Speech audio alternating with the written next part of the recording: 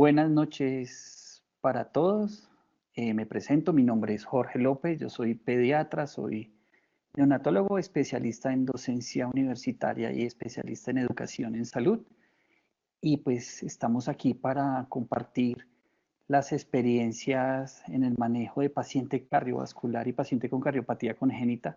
Llevo 10 años trabajando en la Fundación Cardioinfantil La Cardio y pues mi idea es ayudar a todos esos niños que tienen estas patologías y podamos empezar a que cuando lleguen y los podamos recibir y los manejemos, pues estén en las mejores condiciones. Entonces, muchas gracias por estar acá. El día de hoy entonces vamos a tratar un tema que lo llamé la triada perfectamente imperfecta, y es cuando tenemos niños con malnutrición, cardiopatía e infecciones. Desafortunadamente, esto es algo que vemos todos los días y pocas veces estamos prestos a manejarlos o tratamos de esquivar estos pacientes. Y cuando nos llegan a consulta externa o llegan a urgencias, hospitalización, pues siempre estamos buscando la forma de mandarlos a una institución como la nuestra. Pero gran parte del éxito del manejo de estos pacientes es ese manejo que ustedes le pueden dar desde antes de llegar o cuando los reciben en sus unidades o en sus instituciones. Entonces, eh, antes de todo, pues quiero agradecer a las personas que me han acompañado en este momento difícil. Desafortunadamente, un familiar ha sido secuestrado, que es del área de la salud, y pues agradecer a las sociedades científicas, a la Sociedad Médica Colombiana que nos está apoyando, pues a ver si logramos la libertad pronto de Daniela. Como siempre, pues los que ya me conocen han escuchado decir, afortunadamente la lactancia materna no tiene ningún patrocinador y por eso no puedo decir que tengo ningún conflicto de interés para esta presentación. Y como les estaba mencionando, cuando tenemos un niño de alta complejidad, muchas veces los pequeños problemas tratamos como dejarlo aparte o tratamos de dejárselos a otro. Pero desafortunadamente, como vamos a ver, este pequeño problema que es la nutrición en los niños con cardiopatía, pues es fundamental para su futuro y para prevención de muchas patologías. Pero desafortunadamente, y esto está del artículo del doctor Diago, las cardiopatías y las alteraciones nutricionales cada vez son más frecuentes. En este estudio que se hizo hasta 2016 y que se publicó en 2020, vemos que los niños con estados de malnutrición alcanzan hasta el 11% en la actualidad, y para 2022 en algunas cardiopatías el estado de malnutrición o desnutrición o bajo peso severo alcanza un poco más del 40%. Entonces, desafortunadamente, eso es algo que vamos a ver con más frecuencia y muchas veces no es el pilar del manejo de estos pacientes. Por eso en esta triada perfectamente imperfecta la nutrición hace parte fundamental. Pero cuando vamos a hablar de la nutrición en niños con cardiopatías, pues esto es un problema que tiene múltiples causas, múltiples síntomas y desafortunadamente es algo que empieza desde antes del nacimiento del niño. Muchas cardiopatías se asocian a cromosomopatías y estos niños con cromosomopatías tienen también alteraciones en la función placentaria o la función placentaria también por infecciones pueden desarrollar cardiopatías como lo vemos en la rubeola e inclusive en algunos artículos recientes se han descrito relación entre alteración de la nutrición materna y el desarrollo de cardiopatías con una asociación que hasta el momento se ha descrito como débil, pero pues ya empezamos a ver alguna literatura. ¿Y qué es lo que ocurre? Desafortunadamente esa placenta disfuncional, esa placenta que puede tener una infección, que tiene una alteración endotelial o simplemente por estrés oxidativo, pues va a generar una alteración en la eficiencia placentaria. Y esto va a generar que la placenta no crezca de forma suficiente, van a haber mediadores inflamatorios, van a haber glucocorticoides medulando y lo que va a concluir esto es que va a haber una disminución del crecimiento fetal. Y cuando hay una disminución del crecimiento fetal, pues ya no lo dicen los diferentes artículos, es una disminución del número de nefronas, una alteración en el número de cardiomiocitos, del endotelio vascular, inclusive se ha visto alteraciones en la secreción de insulina en el páncreas y otras alteraciones del neuroeje. Y esto va a llevar a que los niños que tienen cardiopatía, pues desafortunadamente también tienen un bajo peso al nacer o tienen ya desnutrición intrauterina, pero se suma su alteración hemodinámica. Vamos a hablar de 3 factores que son la hipoxia. Todas las obstrucciones del tracto de salida derecho nos van a llevar a que ese paciente esté hipoxémico. Eso lleva a una disminución del flujo sanguíneo y la hipoxemia, y una hipoxemia mesentérica, pues que altera la demanda metabólica y también aumenta la alteración en la ingesta de alimentos de ese recién nacido. Y esto nos va a facilitar una alteración del crecimiento de estos niños. También tenemos patologías que producen hipoperfusión. Todas las obstrucciones del tracto de salida izquierdo, desafortunadamente, también van a alterar el flujo sanguíneo mesentérico y van a llevar a esta alteración metabólica. O los niños que tienen una sobrecirculación, cuando tienen mucho flujo pulmonar, un aumento en el esfuerzo respiratorio, un aumento del consumo energético, y esto va a afectar el crecimiento de los niños.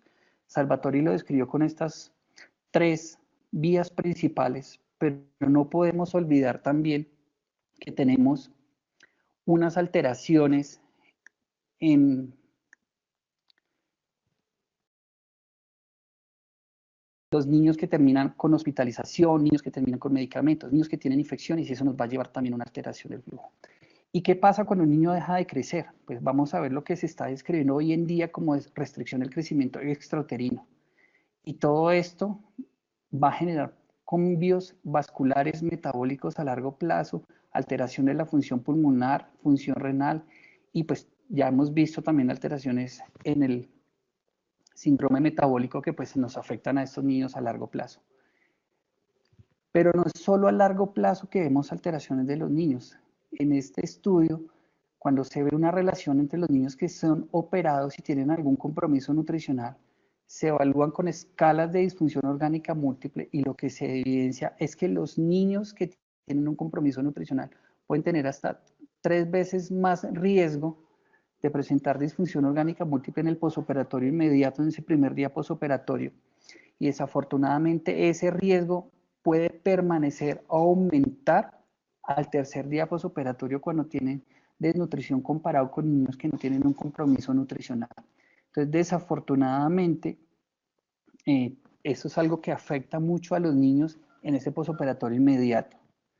También se han descrito relaciones en pacientes que tienen desnutrición o obesidad, cualquier estado de malnutrición, con falla renal en el posoperatorio inmediato.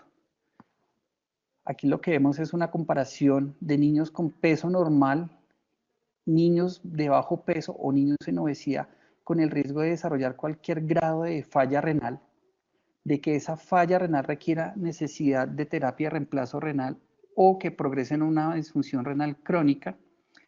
Y eso, pues, en relación a estos niños, pues vemos que al final termina facilitando presencia de arritmias, prolongando estancia hospitalaria, niños que progresan enfermedad renal crónica y necesidad de diálisis, y muy de la mano, aumento de la morbimortalidad. Pero no es solo la parte de disfunción orgánica múltiple que se afecta en órganos en específico, también es la mortalidad de estos niños. Y si ustedes ven en esta gráfica de riesgo ajustado, los niños que tienen un compromiso severo nutricional pueden tener hasta 17 veces más riesgo de mortalidad cuando son llevados a cirugía, comparados con niños que tienen un peso adecuado para su edad y para su talla. También se asocia estos pacientes que tienen desnutrición hasta casi 5 veces más riesgo de presentar infecciones mayores en el posoperatorio. Y esto que va de la mano de los que ya les gusta mucho la parte estadística es cómo va a ser la estancia hospitalaria, cómo va a ser esa estancia en UCI de estos pacientes. Entonces, esos niños cardiópatas con malnutrición pues tienen ese riesgo también de tener estancias prolongadas. Pero no lo veamos solo la parte de infecciones, la parte de disfunción orgánica múltiple, sino veámoslos a largo plazo. Este estudio, que se publicó ya hace un tiempito, lo que hizo fue recaudar datos de diferentes publicaciones de cómo era la escala IQ de los niños que tenían alguna cardiopatía asociada a un compromiso nutricional. Y si ustedes ven acá, lo que veían es que la media de la escala IQ que se les hacía a estos niños era más baja, comparándolos con niños que tenían un peso adecuado y habían sido llevados a cirugía.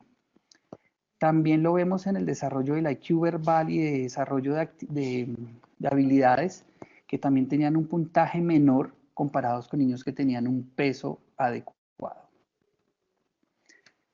Y esto está muy de la mano con lo que hemos visto en las publicaciones de restricción del crecimiento intra y extrauterino, de todo ese compromiso neurológico que tienen estos pacientes, que puede ir desde una disfunción neurológica de origen central hasta una alteración neurológica menor o alteración de las habilidades matemáticas, por ejemplo.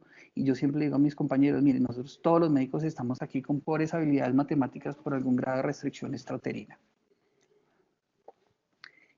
Y esta primera parte nos deja un mensaje para llevar a casa y voy a ser un poco escueto al decirlo, y es: los pacientes con cardiopatía y malnutrición les va como perro en misa cuando se llevan a cirugía.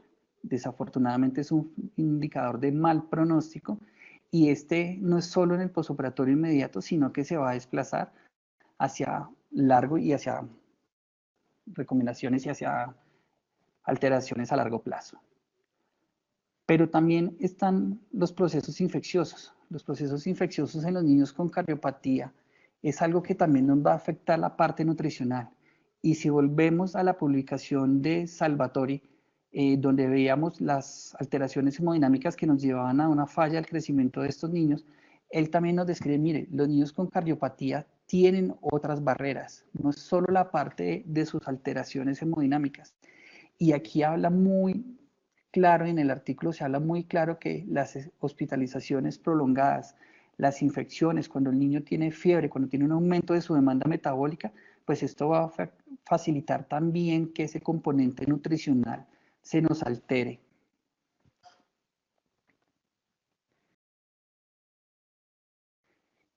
Y algo que vemos frecuentemente es que estos niños con cardiopatía pues tienen más riesgo de tener infecciones. Entonces eso hace parte de la triada de la cardiopatía, la malnutrición y las infecciones. Estos niños tienen un riesgo mucho más alto, y en estos estudios que se han publicado ya desde el año 95, por ejemplo, vemos que los niños con cardiopatía, que aquí en ese estudio los clasificaban en población especial, tienen un riesgo acumulado muy similar a niños de muy alto riesgo como son los prematuros. Ellos lo usan como control, por lo que sabemos que estos niños son de muy alto riesgo. Y ese riesgo acumulado va aumentando a través del tiempo. Y cuando vemos infecciones por virus específicos, por ejemplo el virus sincitial respiratorio, entonces vemos que estos niños tienen un comportamiento muy similar o casi igual a los niños que son prematuros. Entonces los niños con cardiopatía pues tienen ese riesgo de infección mucho más alta por virus, pues por cualquier germen, pero las infecciones respiratorias son de las principales causas de hospitalización de los niños, y esto está facilitado prácticamente por los mismos determinantes hemodinámicos que tiene su cardiopatía. La cianosis per se va a facilitar el proceso de infección y las alteraciones del gasto cardíaco, la hipertensión pulmonar, el hiperflujo, ese edema pulmonar persistente, pues va a ser un factor que va a facilitar mucho las infecciones de los niños. Y si vemos la distribución, pues a los niños con cardiopatía les dan las mismas patologías que cualquier otro niño, los mismos virus, en los jardines se les pegan las mismas infecciones, pero lo que vemos en el niño con cardiopatía es que ellos tienen una predilección por infecciones por virus sincitial respiratorio. Este artículo no es colombiano y pues muestra los dos picos de infecciones respiratorias, pero pues nosotros sabemos que en nuestro país esas infecciones son de forma constante, pero el virus sincitial respiratorio tiene una predilección por estos niños. Y desafortunadamente tenemos que empezar a hablar de los cambios que se presentaron después de la pandemia. Todos ya sabemos pues todo este aislamiento y el déficit inmunológico que tenemos nosotros como adultos y los niños más grandes, que son los que transmiten muchas veces a sus hermanitos pequeños las infecciones. Y el resurgimiento también de nuevas infecciones o virus emergentes que no veíamos, pues cada vez está aumentando a través de los tiempos. Han descrito muchas causas, pero pues esto facilita que estos niños con cardiopatía pues también tengan estas infecciones y tengan más hospitalizaciones, que tengan más distrés respiratorio y que su compromiso nutricional. Los niños con cardiopatía van a tener hasta 2.8 veces más riesgo de terminar hospitalizados cuando requieren o cuando adquieren una infección respiratoria, principalmente por el virus sincitial. Pero cualquiera de los virus facilita que estos niños terminen con hospitalizaciones y hospitalizaciones prolongadas o con estancia o con ingreso a UCI. Y esto va de la mano no solo de la edad, sino que pues vemos en relación si tienen otra malformación o si fueron de bajo peso, si tienen displasia broncopulmonar, etcétera. Entonces, si es un niño menor de 6 meses, pues también tienen un riesgo más alto de hospitalizarse, muy similar a niños que fueron prematuros extremos. Entre los 6 y los 12 meses, estos niños pues también siguen siendo muy vulnerables. Y si nos vamos a cualquier rango de edad, hasta los 36 meses, los niños con cardiopatía pues son muy frecuentes que se hospitalicen por infecciones respiratorias de cualquier etiología. Y si tenemos algo que yo llamé la tormenta perfecta y es ese niño con cardiopatía, malnutrición e infección respiratoria. Y cuando nosotros miramos los factores de riesgo para hospitalizar a los niños en países de ingresos de medios y vemos en las gráficas, pues la malnutrición aumenta ese riesgo de hospitalización 4 veces cuando los niños tienen bajo peso para la edad y 6 veces cuando es bajo peso para la estatura. Y si le sumamos cardiopatía, pues lo que habíamos mencionado, tienen 3 veces más riesgo de terminar hospitalizados. Entonces, juntar un niño con cardiopatía, malnutrición, desnutrición extrema y cardiopatía a factores de riesgo de infección respiratoria, pues nos va a facilitar. Aquí entran también todos los factores sociodemográficos y principalmente un factor de riesgo para tener infección por sincitial respiratorio es no recibir lactancia materna de forma temprana, sexo masculino o que asistan niños a guardería. Entonces, que son factores también para tener infecciones respiratorias. Entonces, yo no tengo que empezar a evaluar las condiciones de mi niño y manejarle su parte nutricional como parte del manejo. Y esa tormenta perfecta se termina combinando en que los niños que tienen cardiopatía e infección respiratoria, en este caso por el virus sincitial respiratorio, pues sus estancias en el hospital van a ser mucho más prolongadas. Y todos sabemos que un niño que está hospitalizado no va a comer igual que come en su casa y la hospitalización es 3 veces más larga en promedio que los niños que no tienen cardiopatía.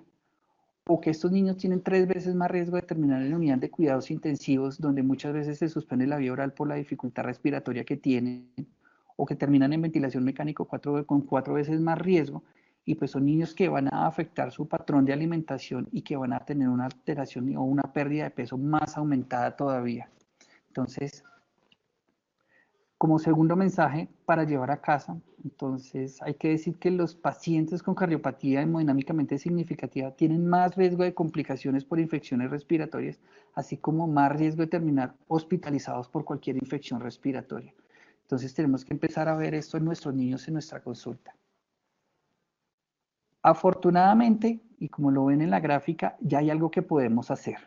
No es fácil, es un manejo que es integral, es un manejo que es multidisciplinario, pero pues tenemos que hacer el trabajo entre todos para que a estos niños les vaya muy bien y podamos disminuir ese riesgo. Para esto pues tenemos que clasificar a los niños en diferentes momentos de su vida y uno de ellos y donde más hay publicaciones y más revisiones bibliográficas es en la nutrición en el periodo neonatal en los niños con cardiopatía. Para hacer corto el mensaje y para que se lo lleven a casa, es todos los niños con cardiopatía deben recibir alimentación enteral temprana porque tiene beneficios para la salud. Disminución de infecciones, calostroterapia, disminución del riesgo de enterocolitis asociado a una vía oral, disminución de patología pulmonar crónica y mejores resultados neurológicos. Si ustedes ven esto, entonces iniciar alimentación temprana, pues nos va a disminuir todo eso que estaba escrito o que les había mencionado antes, que se presenta con la malnutrición y la cardiopatía. como les mostraba en la gráfica, pues no es un proceso fácil y esto es prácticamente, nos toca individualizar cada uno de los pacientes y tenemos que mirar qué tipo de cardiopatía tiene, tenemos que apoyarnos de un grupo de soporte nutricional, pero afortunadamente pues los protocolos que están escritos han empezado a mostrar bastante evidencia a favor y disminución de riesgos de estos niños. Muchos de los niños que recibimos nosotros en la institución son niños recién nacidos, que es nuestro momento de capturarlos para iniciar su proceso y su manejo.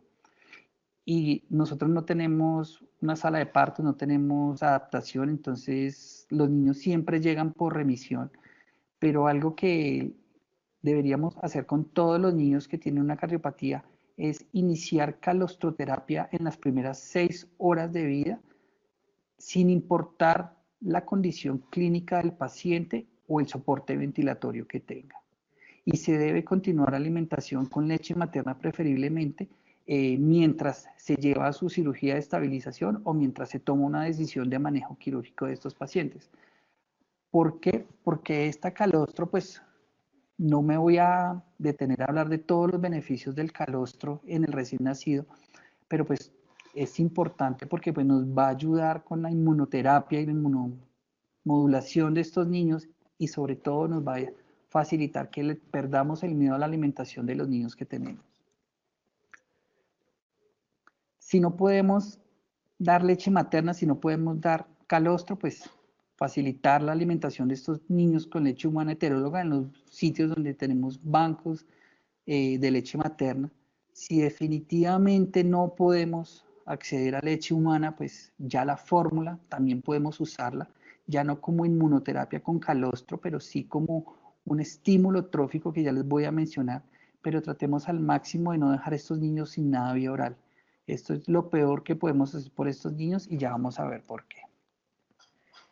Desafortunadamente, hay un miedo y es un miedo generalizado que hasta nosotros tenemos, y yo siempre se los digo a mis compañeros, que quien es picado por la serpiente se asusta con la lagartija. Y es ese miedo que tienen los niños de desarrollar enterocolitis cuando tienen cardiopatía. Y por eso yo les mencionaba, vamos a hacer algo que se llama alimentación trófica. Yo no estoy hablando de alimentación enteral total, la alimentación enteral completa y suficiente, sino vamos a hablar de algo que se llama alimentación trófica mientras evaluamos la hemodinamia de ese paciente o estabilizamos la hemodinamia de este paciente. Y aquí es donde entra la alimentación complementaria o la nutrición parenteral como parte integral del manejo de estos niños y deben apoyarse de su grupo de manejo nutricional. ¿Y por qué es ese miedo? Porque todos sabemos que los niños con cardiopatía pues tienen mayor riesgo de desarrollar enterocolitis. Y si es una cardiopatía cianosante, pues la mortalidad de esta enterocolitis es mucho mayor que cuando la cardiopatía no es cianosante. Y pues esto afecta aún más si los niños tienen cardiopatía y restricción del crecimiento intrauterino o son niños de bajo peso. O sea, son niños con componente nutricional ya previo al nacimiento, pues esa enterocolitis pues tiene un riesgo mucho más alto. Y la pregunta que podemos resolver hoy es si se debe iniciar alimentación enteral antes de la cirugía en pacientes que tienen cardiopatías ductus dependiente, cardiopatía cianosante. Y lo que han mostrado los estudios, que cuando se hacen protocolos de alimentación basados en leche materna, cuando iniciamos calostroterapia de forma temprana, cuando hacemos progresos enterales de forma adecuados, pues no aumenta la enterocolitis en estos niños con cardiopatía e inclusive en niños que tienen infusión de prostaglandina, que está descrito como un factor de riesgo para enterocolitis. Entonces es fundamental ese inicio temprano de la alimentación enteral en los niños. ¿Qué ventajas tiene también iniciar la alimentación enteral temprana con calostroterapia o con leche materna o leche materna heteróloga? Es que entre más temprano iniciamos la leche materna, pues más pronto vamos a empezar a hacer esos progresión de la alimentación y esto nos va a facilitar que ese niño reciba una alimentación enteral total, plena y suficiente de forma más temprano, inclusive siendo llevados a cirugía. Y si vemos en el artículo que les estoy mostrando de la doctora Marí y colaboradores, pues aunque no tiene una significancia estadística, pareciera que los niños que se les inicia alimentación temprana antes de la cirugía, pues van a tener menor estancia hospitalaria, si llevan a ventilación mecánica, también pareciera que van a durar menos tiempo en ventilación mecánica, menos tiempo en UCI, y su cambio de peso para la edad en el Z-score también va a ser menor comparados con los niños que no se llevaron con alimentación a cirugía o previo a la cirugía. Entonces, iniciar esa alimentación temprana pues tiene muchos beneficios. Si es leche materna, pues va a ser mucho mejor. Si es calostro, pues también va a ser mucho mejor para los niños. Entonces es fundamental iniciarla de lo más temprana posible. ¿Y cómo vamos a iniciar esa alimentación? Ya les había dicho, lactancia materna preferiblemente, calostroterapia. Este es un artículo del doctor Bonsetti donde habla saturación de la mesentérica superior en los diferentes tipos de alimentación, disculpen, y vemos como después de los bolos de alimentación no hay un cambio significativo en la saturación de la mesentérica superior.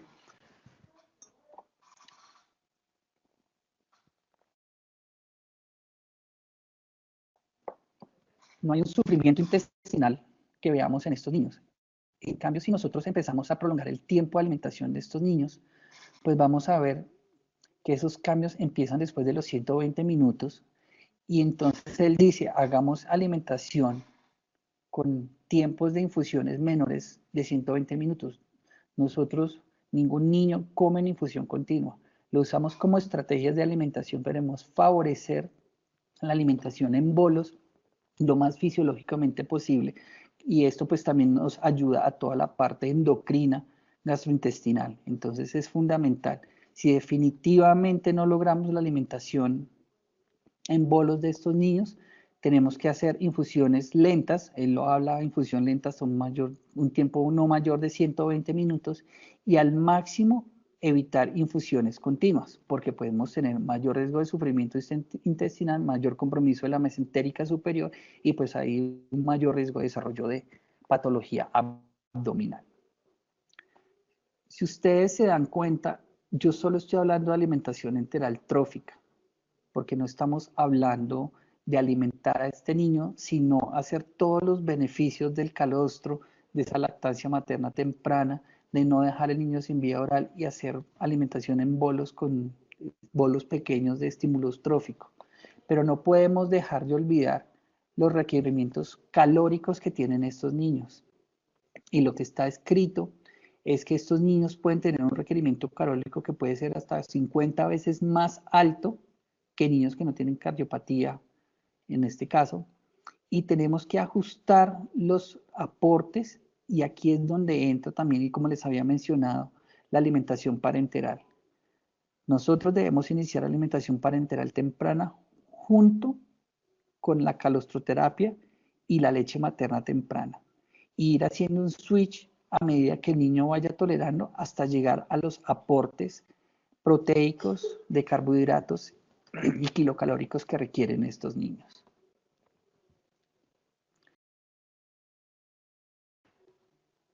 ¿Cómo lo debemos hacer? Y aquí es donde tenemos que, desafortunadamente, ese algoritmo es tan complejo que tenemos que individualizar cada uno de los pacientes y mirar cómo es ese efecto en los niños. Entonces, en el doctor Yuruk y colaboradores lo que hicieron fue eso, cogieron en su unidad y los niños que iban a ser llevados a cirugía los dividieron en 3 grupos. El grupo control eran los niños que se iban a manejar de forma tradicional. Iban a iniciar alimentación cuando el personal considera que debería iniciar alimentación, se suspendía cuando se veían que tenía algún deterioro, iban a ser llevados a cirugía y no se apoyaron de un grupo de soporte nutricional. Los 2 grupos que se intervinieron, en uno lo que se hizo fue que se estableció protocolo de alimentación, bueno, en los 2 se estableció un protocolo de alimentación, pero en el grupo 1 no se incluyó el grupo de soporte nutricional y en el grupo 2 se incluyó el grupo de soporte nutricional para apoyar en la alimentación. Se hizo evaluación de peso, talla, perímetro cefálico y cuáles fueron los resultados que tuvo en este estudio.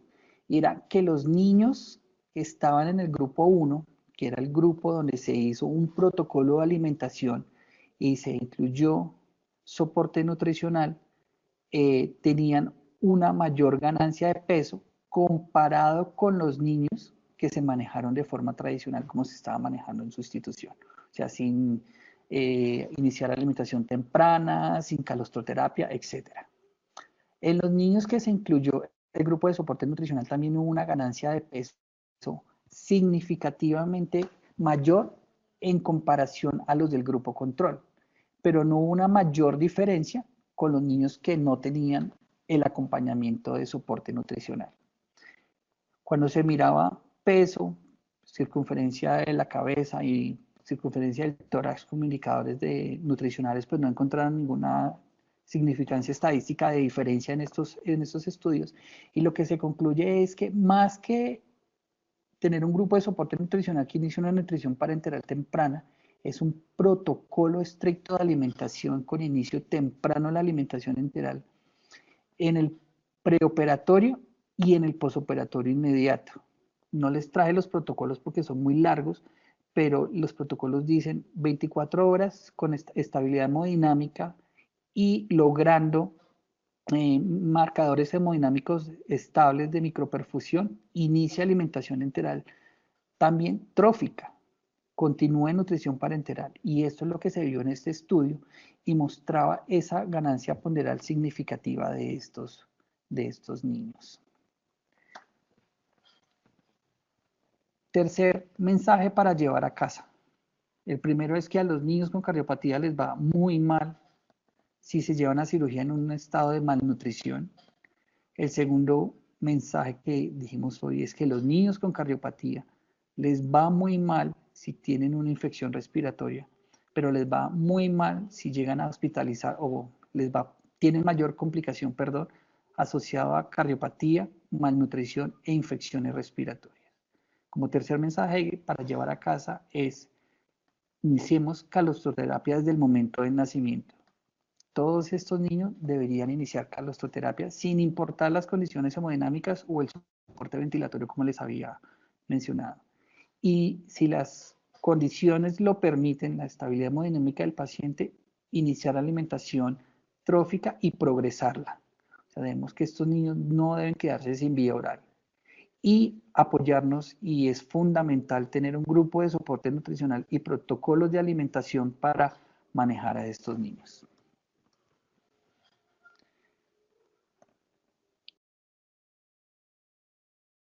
Vienen los niños más grandes, lactantes mayores e infantes. Y aquí, desafortunadamente, hay menos literatura escrita. Hay recomendaciones, y es las recomendaciones de la Sociedad Europea de Cuidado Intensivo, Pediátrico y Neonatal, de alteraciones endocrinas y metabólicas. Y en esta publicación, ellos simplemente dicen, venga, los niños que están críticamente enfermos, incluyendo niños con cardiopatías, se debe iniciar la alimentación enteral tan pronto sea posible, se encuentre estabilidad hemodinámica, así requiera soporte hemodinámico. Y es una recomendación, grado D, una recomendación de experto. Desafortunadamente no tenemos mayor literatura, pero lo que sí hay escrito es que cuando los pacientes lactantes mayores y los niños, los preescolares son llevados a cirugía, lo que se busca en el posoperatorio o cuando se manejan en hospitalización es tratar de mantener un balance hídrico neutro. Ese es el objetivo para evitar falla cardíaca, para facilitar o mejorar el edema pulmonar que puede tener asociado a la infección respiratoria y su cardiopatía. Pero lo que estamos logrando con esto es sacrificar el aporte proteico de los niños.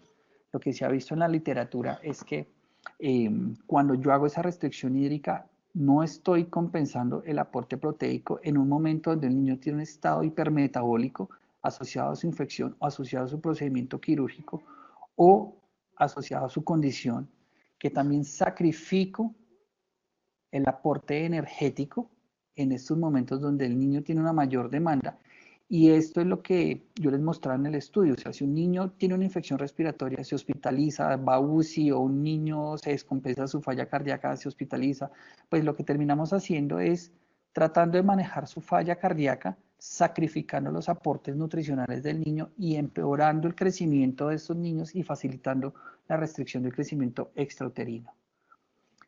Y muchas veces terminamos haciendo, es complementando con nutrición parenteral y no iniciando alimentaciones enterales tempranas, y empiezan todas las complicaciones de la nutrición parenteral en esos niños. El uso de catéteres, los días libres de plástico disminuyen, las infecciones de torrente sanguíneo, infecciones de catéteres también aumentan, y esto pues también aumenta la demanda metabólica y va a afectar el crecimiento de los niños.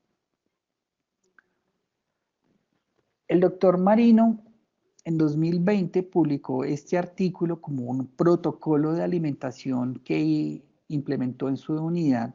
Es prácticamente una IEPI de alimentación en niños con cardiopatía. Es muy parecido a la publicación que tiene la Sociedad Española de Pediatría de Alimentación, y ya la vamos a ver con un poco de calma. Y él lo que hace es clasificar a los niños de acuerdo al riesgo nutricional y el riesgo de su cardiopatía.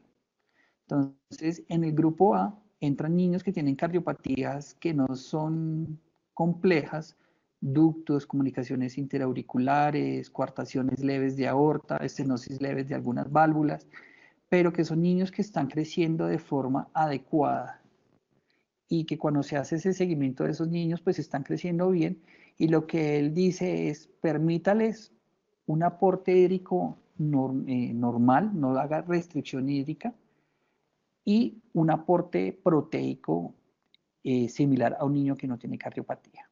Lo que sí él dice es, siga estrictamente a este niño, no sea que se le salga de este grupo. Son pocos los que vemos en este grupo, pero pues tenemos que manejarlo así. En el grupo B son los niños que tienen cardiopatías que generan riesgo de desnutrición, y aquí entran todas las demás cardiopatías, todas las obstrucciones del tracto de salida derecho, pacientes con fisiología univentricular, pacientes que tienen posoperatorios de cardiopatías complejas RASH 3, 4 o superiores, y que no están creciendo bien. Son niños que cuando se les hace ese seguimiento, yo los tenía en el grupo A y empezó a no crecer bien y se me empieza a quedar en riesgo de desnutrición, todavía no se ha salido de esas dos desviaciones estándares. ¿Qué es lo que tengo que hacer con este niño? Y es aumentar el aporte kilocalórico entre un 9 y un 15%, pero además debo aumentar el aporte proteico de los pacientes. Y si el niño está recibiendo aún leche materna, pues tengo que suplementar la lactancia materna. Entonces es importante. Y el niño que él clasifica como grupo C son niños que tienen una cardiopatía que generan riesgo de desnutrición, pero ya tienen un compromiso nutricional importante, que están por debajo de los 2 desviaciones estándares. Y lo que él recomienda es aumentar hasta un 20% el aporte energético, pero hay que aumentar en un 50-100% el aporte de proteínas que está recibiendo estos niños. Si está recibiendo leche materna, pues también toca complementarla, con el grupo de soporte nutricional, módulos de proteína, etcétera, para lograr la mejoría de los pacientes. Como les decía, pues es un protocolo muy parecido al que tienen en la Sociedad Española de Pediatría. También los clasifican bajo, moderado y alto, y pues de ahí ajustan el aporte kilocalórico. El doctor Marino, los aportes kilocalóricos son un poco más altos que los que recomienda la Sociedad de Pediatría, pero pues realmente pues una clasificación muy similar. Y lo que hace la Sociedad Española de Pediatría es, mire, si el niño tiene malnutrición, aumenten un 50-100% el aporte, y si ese niño va a ya ser llevado a cirugía, antes de la cirugía, incremente también ese aporte que debe recibir. Cuando el doctor Marino publicó su estudio, lo que él hizo fue evaluar el cambio de peso para la edad, el Z-score de peso para la edad, antes de la intervención, antes de hacer el protocolo y después del protocolo. y el Z-score de los niños que él empezó a controlar, a seguir, pues disminuyó. ¿Qué quiere decir eso? Que los niños estaban más cerca a un eutrofismo cuando se hacía estos protocolos de alimentación, cuando se miraba peso para la talla, hubo una mayor armonía en los cuerpos de estos niños, un mayor crecimiento somático de estos niños, también crecieron en longitud, en talla, hablando que pues disminuye ese compromiso nutricional severo que tenía, pero indirectamente él terminó midiendo también cuando se instauró este protocolo cómo eran los tiempos de ventilación de esos niños que habían sido llevados a cirugía y pues hubo una disminución significativa, así como la estancia en UCI de estos niños. Entonces, lo que él al final concluye en el estudio es que establecer los protocolos de alimentación pues nos va a facilitar que todos sigamos el mismo modelo y que estos niños tengan un mejor desenlace, no solo en la parte nutricional, sino pues también en la parte clínica y en la estancia en UCI de estos niños. El problema es esto, ¿qué hacer para que este niño coma? Si es difícil hacerlo, y yo que soy papá, es difícil hacerlo en niños que son sanos. ¿Qué hacemos en los niños que tienen cardiopatía? Un niño que tiene oxígeno, que tiene distrés respiratorio, que tiene una clase funcional baja. Y pues desafortunadamente esta no es la solución. Si nosotros buscamos literatura, entonces la doctora Lorente pues publica como unas recomendaciones, realmente son unas recomendaciones generales, eso es una recomendación de una revista de nutrición, y pues explica dos métodos, que es el método de la mano o el método del plato, pues que son ampliamente conocidos, pero lo que ella más hace énfasis es que los alimentos que van a recibir estos niños sean de alto valor nutricional, que sean de alto valor proteico, ya sea vegetal o animal, y también usemos grasas como aporte nutricional para estos niños. Hay dos pirámides dietarias que están descritas para las recomendaciones dietarias de estos niños. Uno que es la pirámide de dieta mediterránea, que se basa en frutas, cereales, aceites y proteínas animales y vegetales. Y hay una que es la pirámide DASH o pirámide para la prevención de la hipertensión, que son muy similares. Desafortunadamente, pues en países como el nuestro, yo no le puedo recomendar a una persona que coma dos proteínas muchas veces en el día. Entonces, esto también es fundamental incluirlo en el grupo de soporte nutricional, la parte de trabajo social y evaluar estos niños con estas condiciones que también afectan. Lo que sí ha mostrado una diferencia es cuando hacemos seguimiento de la ferrocinética de los niños. Muchas veces evaluamos el peso, evaluamos la talla, le hacemos valoración nutricional, pero no evaluamos la ferrocinética de los niños.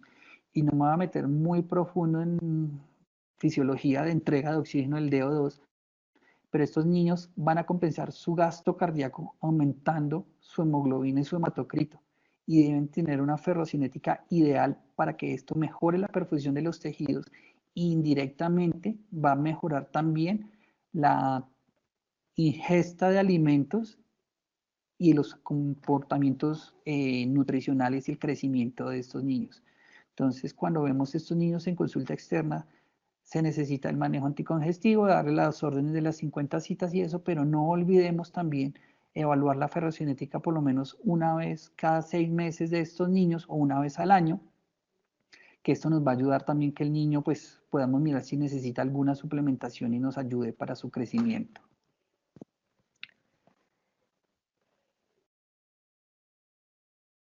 Desafortunadamente no es engordar a los niños, que es algo que si tradicionalmente han hecho las abuelas o nuestros antecesores, nuestros profes, o que es de niño gordito, niño sano, y lo empiezan a manejar desde el embarazo, cuando ven ese niño que empieza a tener restricción del crecimiento intrauterino, empiezan las recomendaciones de la vecina, cómo hacer para que ese niño crezca, o esa mamá que tiene unos malos patrones de alimentación. Y en este estudio lo que se vio es que niños que tienen compromiso nutricional, perdón, mamás que tienen compromiso nutricional y se manejaron con dietas ricas en carbohidratos. Entonces se hizo una escala, se les hizo una encuesta a las mamás y se miraron el consumo de carbohidratos en el transcurso del embarazo. Terminó generando que los niños cuando se hospitalizaban con cardiopatía en una infección respiratoria, entre mayor hubiera sido el consumo de carbohidratos, mayor necesidad de oxígeno y mayor hipoxemia presentaban estos niños.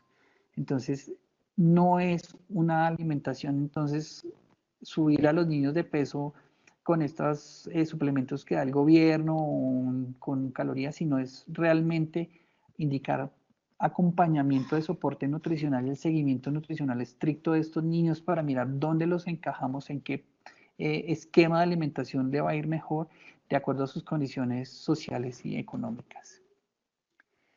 Y no solo es el manejo nutricional que nos ayuda a que estos niños tengan un componente nutricional mejor, es también prevenir que tengan infecciones y que las hospitalizaciones disminuyan, no solo por su cardiopatía de base, sino que no tengan estas infecciones respiratorias o cualquier tipo de infección.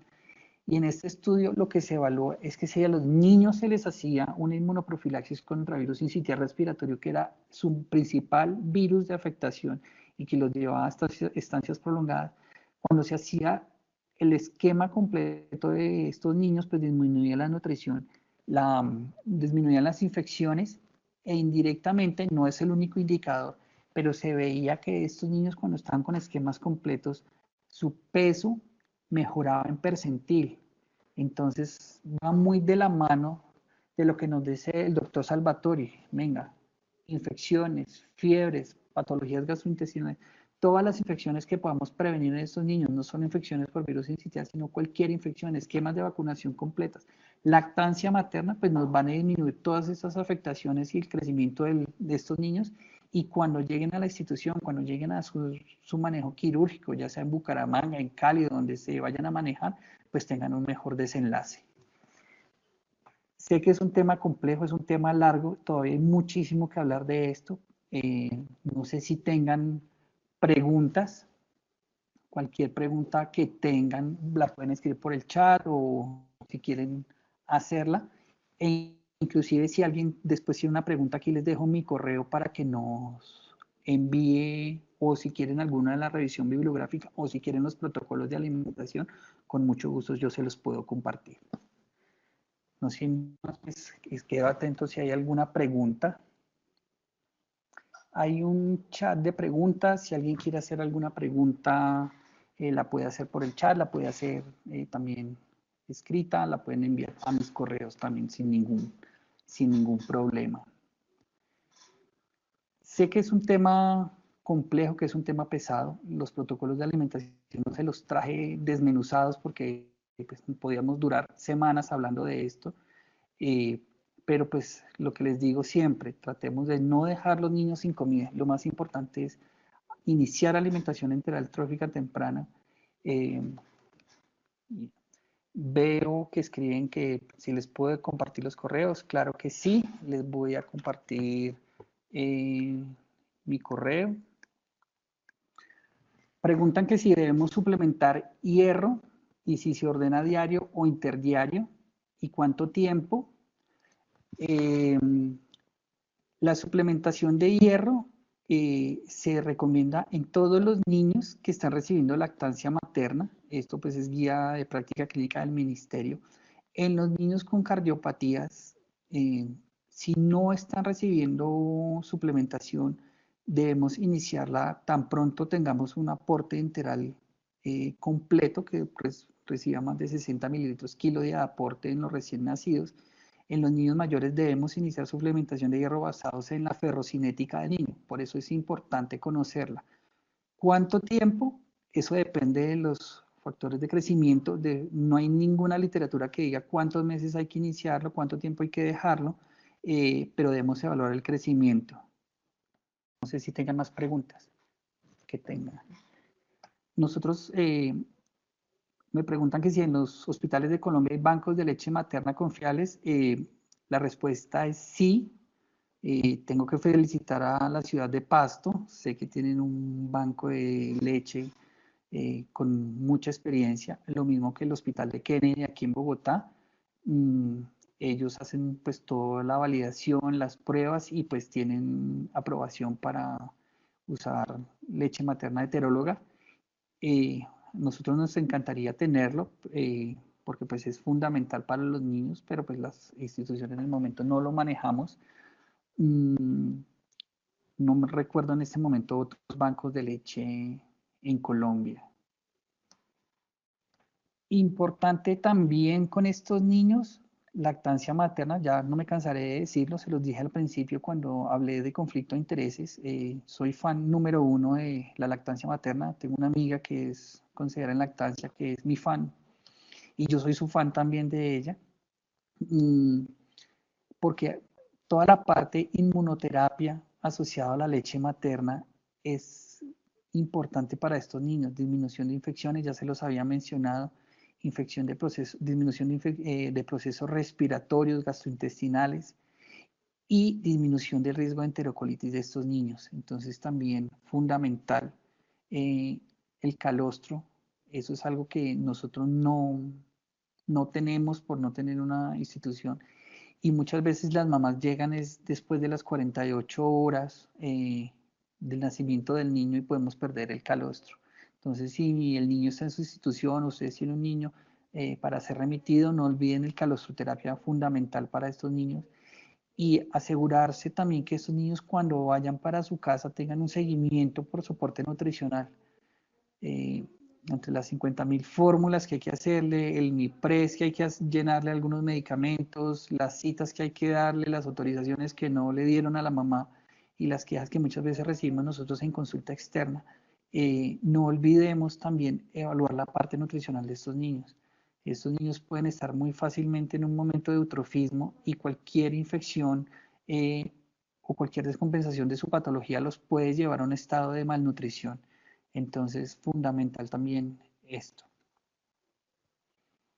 No sé si tengan alguna otra pregunta.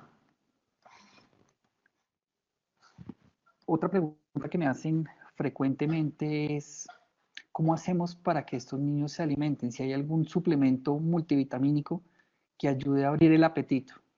Es lo que preguntan las mamás de estos niños con cardiopatía.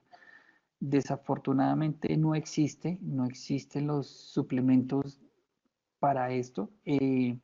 Lo que hacemos muchas veces es hacer las recomendaciones de nutrición a la mamá, mejorar los hábitos de alimentación, disminuir el consumo de alimentos que no tengan alto valor nutricional en los niños, porque pues también las mamás están preocupadas por la falla cardíaca, muchas veces hacen sus restricciones hídricas, tenemos mamás que buscan por internet y esto pues facilita que estén alterando también los patrones de alimentación. Lo más importante es continuar el acompañamiento de estos niños, hacerles su seguimiento antropométrico, como les mencionaba, la parte del estudio de la ferrocinética. De verdad, esto es algo que de forma ambulatoria se puede hacer o cuando están en sus instituciones se puede hacer y pues va a mejorar el estado hemodinámico de los pacientes a largo plazo cuando tengamos una mejor ferrocinética. Veo que no hay más preguntas. No sé, voy a revisar el correo a ver si llegó alguna al correo. Mm, Repito, pues mis correos están ahí escritos.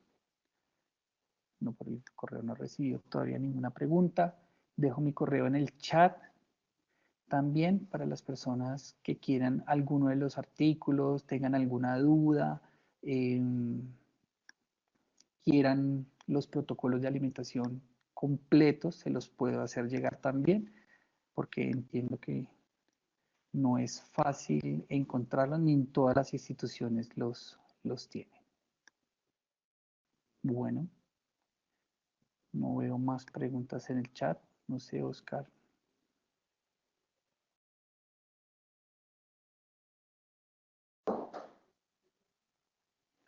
Nuevamente están pidiendo mi correo, ya está ahí uno en el chat.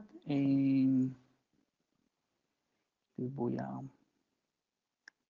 compartir la pantalla donde están los correos. Cualquier duda, cualquier pregunta que tengan, no duden en escribirme y pues agradecer a la Sociedad Colombiana de Pediatría por la invitación Bueno, no más preguntas, me escriben por acá. Muchísimas gracias a todos por participar y cualquier duda, quedo atento.